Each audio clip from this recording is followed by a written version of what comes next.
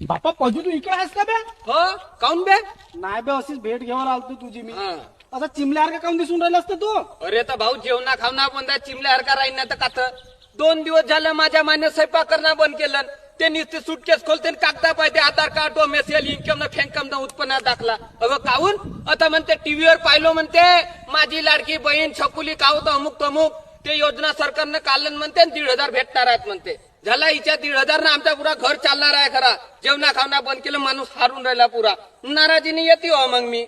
अबे माझी कंडिशन तेच आहे बे. माझी मा गेली त्या मुरमाडीला टीसी आणण्यासाठी मामाच्या गावी. तर 2 दिवस झाला अजिबात येवालाय. मा बाप फोन करते तिला की तू स्वयंपाक पाणी अजून जा शेवटला. नाही तुम्ही उगम उगा राहा. 1,500 रुपये मला भेटणार आहे. तुम्ही उगम घरीच बसा उपाशी राहणार तर काहीच राहा. ते हेडमास्टर का बंबईला गेला का ना 8 दिवसाच्या सुट्टीवर. तो भाऊ मी म्हणून मी तुझ्याकडे आलो होतो जेवण करीन म्हणून तुझ्या घरी. अबे बया मी पुऱ्या मोल्यात हिंडून झाला माया.